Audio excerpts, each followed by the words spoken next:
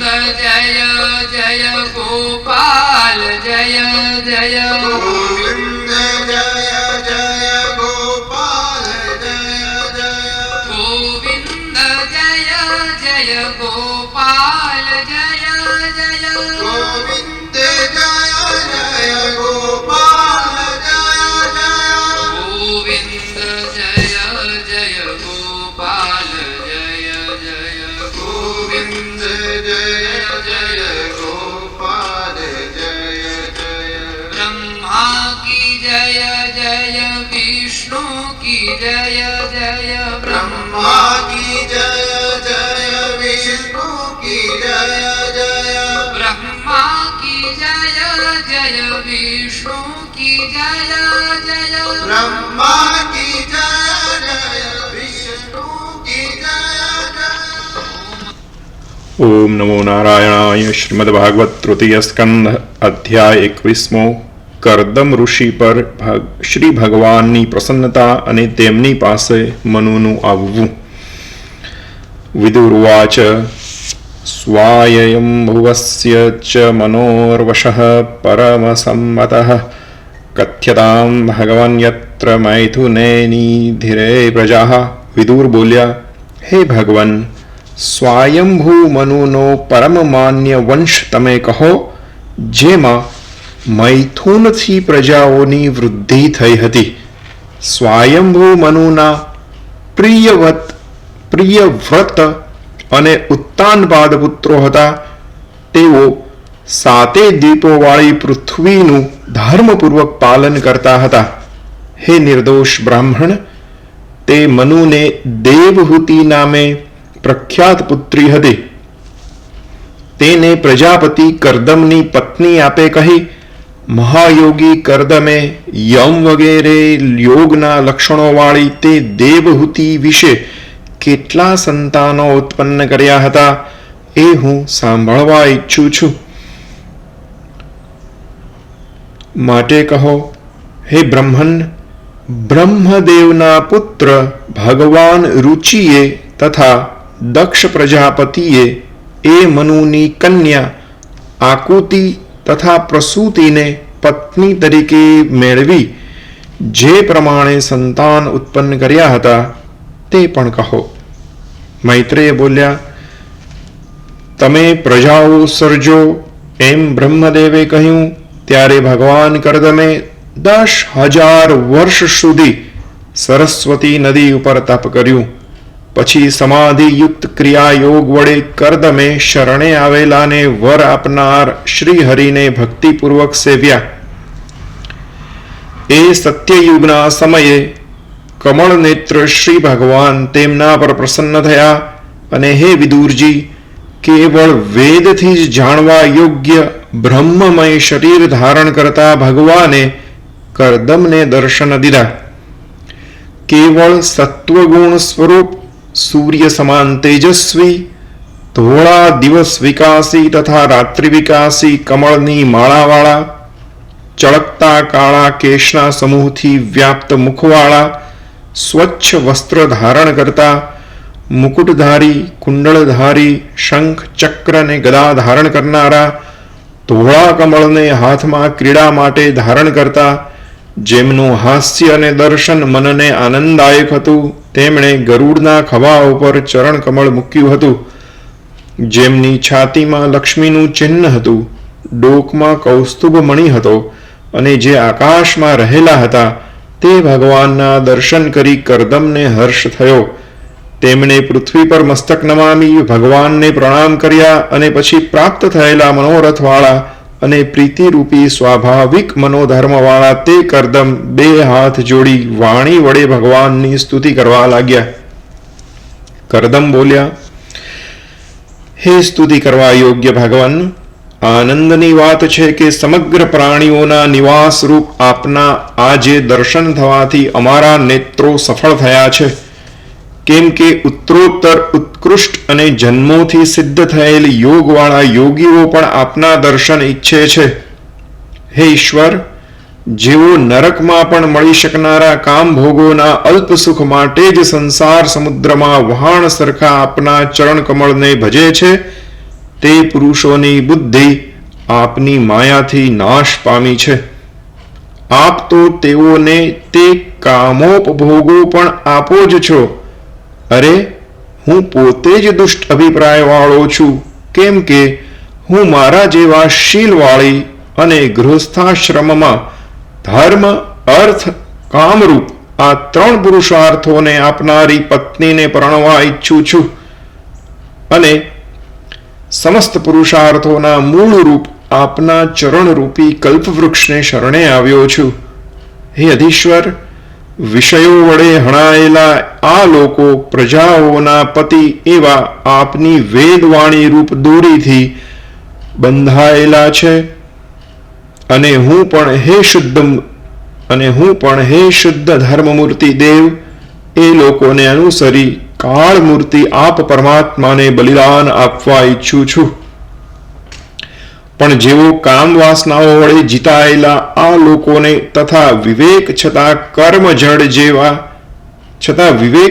કર્મજડ મારા જેવા પશુઓને અનુસર્યા વિના આપના ચરણરૂપી છત્રનો આશ્રય કરે છે અને આપના ગુણોનું વાદરૂપી મદજનક અમૃતપાનથી ક્ષુધા, તૃષા વગેરે દેહ ધર્મો પણ ભૂલી જાય છે, તેવા પુરુષોના આયુષ્યનો આપનું કાળચક્ર કદી નાશ કરી શકતું નથી કે જે પરબ્રહ્મરૂપી ધરી ઉપર ફરનારું અધિક મહિના સાથે 13 મહિનાઓ રૂપી સાંધાઓ વાળું, 360 દિવસો રૂપી અણીઓ વાળું, 6 ઋતુઓ રૂપી ઘેરાવ વાળું, ક્ષણ, લવ વગેરે અનંત ધારાઓ વાળું, 3 ચાતુર્માસ રૂપી નાભી વાળું અને તીવ્ર વેગ વાળું હોય સર્વ જગતને ખેંચીને દોડી રહ્યું છે.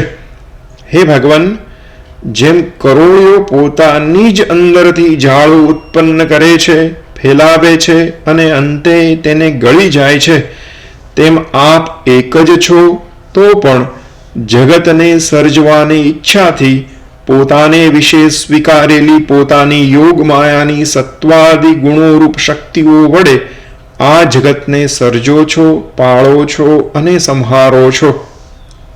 હે અધીશ્વર, ઠીક છે કે આપ અમને માયા વડે શબ્દાદિ વિષયોના સુખ જે આપો છો તે આપને પસંદ તો નથી જ, પણ અનુગ્રહ માટે આપો, કેમ કે માયાથી આપ ભગવાન દેહધારી થયા હો તેમ તુલસીની માળાવાળા આપને મેં પ્રત્યક્ષ જોયા છે. આપ વિશે જ્ઞાન બળના પ્રભાવથી સર્વ કર્મોનો ફળભોગ પોતાની મેળે જ વિરામ પામેલો છે. પોતાની માયા વડે આ સર્વ લોકતંત્રને આપ ચલાવી રહ્યા છો.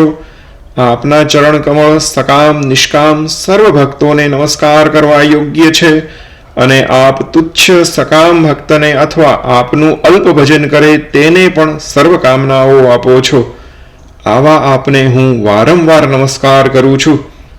મૈત્રેય બોલ્યા, એમ નિષ્કપટ ભાવે કરદમે સ્તુતિ કરી એટલે ગરુડ પર શોભી રહેલા અને પ્રેમપૂર્વક મંદહાસ્ય થતા દર્શનથી ચંચલ ભ્રુકુટીવાળા ભગવાન અમૃત તુલ્ય વચનથી તેમને કહેવા લાગ્યા. શ્રી ભગવાન બોલ્યા, તમે આત્મસંયમ આદિ વ્રતો વડે જે માટે મારું પૂજન કર્યું તે તમારા ચિત્તનો અભિપ્રાય પ્રથમથી જ મેં જાણ્યો છે અને તે માટે યોજના પણ કરી છે. હે પ્રજાપતિ, મારું પૂજન કદી નિષ્ફળ થતું નથી. મારામાં મન એકાગ્ર કરનારા તમારા જેવાઓ વિશે તો મારું પૂજન સર્વથા નિષ્ફળ થતું નથી. બ્રહ્મદેવના પુત્ર સમ્રાટ મનુ કે જેમનું મંગળ કર્મ જગતમાં પ્રખ્યાત છે અને બ્રહ્માવર્તમાં રહી 7 સમુદ્રો સુધીની પૃથ્વીને જે પાળે છે તે ધર્મજ્ઞ રાજર્ષિ હે વિપ્ર, મહારાણી શતરૂપા સાથે પરમ દિવસે તમને મળવા અહીં આવશે. હે સમર્થ ઋષિ, તેમની શ્યામ લોચનવાળી રૂપ, ગુણ, યૌવન અને શીલવાળી કન્યા વિવાહને યોગ્ય થઈ છે. તે યોગ્ય એવા તમને અર્પણ કરશે. હે બ્રાહ્મણ, આટલા વર્ષો સુધી તમારું મન જેમાં આસક્ત હતું તે એ રાજકન્યા તમારી ઘણી સેવા કરશે. વળી એ રાજકન્યા પોતાને વિશે ધારણ કરેલા તમારા વીર્યમાંથી 9 કન્યાઓને જન્મ આપશે અને તમારી એ કન્યાઓમાં મરીચી વગેરે ઋષિઓ લોકરીતિ પ્રમાણે પુત્રો ઉત્પન્ન કરશે. પછી તમે પણ મારી આજ્ઞાનું સારી રીતે પાલન કરવાથી શુદ્ધ ચિત્તવાળા થઈને સર્વ કર્મોના ફળ મને સમર્પણ કરી દઈ અંતે મને જ પામશો. વળી જીતેન્દ્રિય તમે પ્રાણી માત્ર પર દયા કરી અભયદાન આપી મારે વિશે આત્મ સ્વરૂપ પોતાને તથા સર્વ જગતને અને આત્મ સ્વરૂપ પોતામાં મને તથા સર્વ જગતને રહેલું જોશો.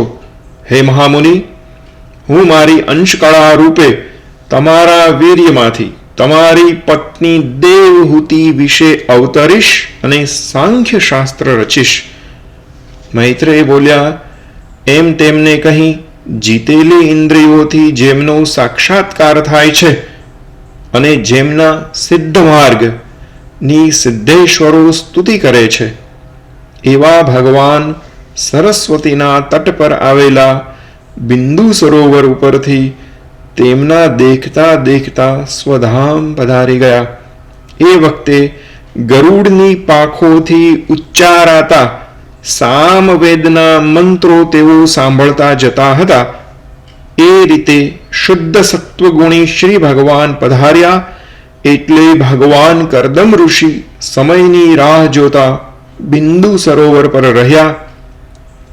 હે સુંદર ધનુષ્યવાળા વિદુરજી, ભગવાને જે દિવસ કહ્યો હતો તે જ દિવસે મનુ પોતાની પત્ની સાથે પુત્રીને સુવર્ણના સાજવાળા રથમાં બેસાડી પૃથ્વી પર ફરતા તે શાંત સ્વભાવવાળા ઋષિના આશ્રમે આવ્યા, જ્યાં શરણે આવેલા કરદમ ઋષિ ઉપર કરેલી કૃપાથી અત્યંત ઉભરાઈ જતા ભગવાનના નેત્રોમાંથી અશ્રુના બિંદુ પડ્યા હતા.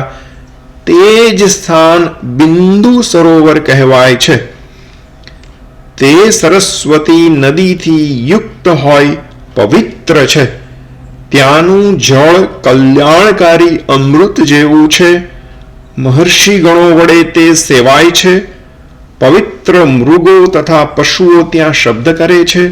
પવિત્ર વૃક્ષો તથા લતાના સમૂહથી અને વનપંક્તિની શોભાથી તે યુક્ત છે. મદોન્મત પક્ષીઓના ટોળાથી ગાજી રહેલું છે. મદોન્મત ભમરાઓ ત્યાં વિનોદ કરે છે. મદમત્ત મયુરો રૂપી નટોનો નૃત્ય વિલાસ ત્યાં થઈ રહ્યો છે. મદમત્ત કોયલો એકબીજીને બોલાવી રહી છે. કદંબ, ચંપો, આસોપાલવ, કરંજ, બોરસવલ્લી, અસન, મોગરા, મંદાર અને કુટજ વગેરે ફૂલઝાડોથી તથા આંબાના નાના છોડવાઓથી તે શોભી રહ્યું છે. બતકો, જળકાગડા, હંસો, ટીટોડા, જળકુકડા, સારસ, ચક્રવાક અને ચકોર પક્ષીઓ ત્યાં સુંદર શબ્દ કરે છે. હરણા, ભૂંડો, શાહુડીઓ, રોજો, હાથીઓ, ગાયોના જેવા પૂંછડાઓવાળા પશુઓ, વાનરો, માકડા, નોળિયા તથા કસ્તુરી મૃગોથી તે વીંટાયેલું છે. તે શ્રેષ્ઠ તીર્થરૂપ આશ્રમમાં પ્રવેશ કરી આદિ રાજા મનુએ પુત્રીની સાથે કરદમ મુનિના દર્શન કર્યા. તે વખતે તેઓ અગ્નિહોમમાં હોમ કરી ત્યાં બેઠા હતા. તે ઘણા લાંબા કાળથી તપમાં જ જોડાયેલા શરીર વડે અત્યંત પ્રકાશતા હતા અને શ્રી ભગવાને કૃપા કટાક્ષથી તેમને જોયેલા હોવાથી અને ભગવાનના ભાષણરૂપી ચંદ્રકળાના અમૃતને સેવવાથી શરીરે તે અત્યંત દુબળા જણાતા ન હતા. વળી તે શરીરે ઊંચા હતા. તેમના નેત્રો કમળની પાંખડીઓ જેવા હતા. માથા પર તેમણે જટા ધારણ કરી હતી. વલ્કલ વસ્ત્રો પહેર્યા હતા અને સાફ નહીં કરેલા શ્રેષ્ઠ રત્ન જેવા તે મલિન દેખાતા હતા. તેમની પાસે જઈ મનુએ તેમના દર્શન કર્યા એટલે ઋષિએ પણ રાજાને પર્ણકુટીમાં આવી પોતાની આગળ પ્રણામ કરતો જોઈ આશીર્વાદ વડે અભિનંદન આપી યોગ્ય પૂજાથી સત્કાર કર્યો. પછી પૂજા સત્કાર સ્વીકારી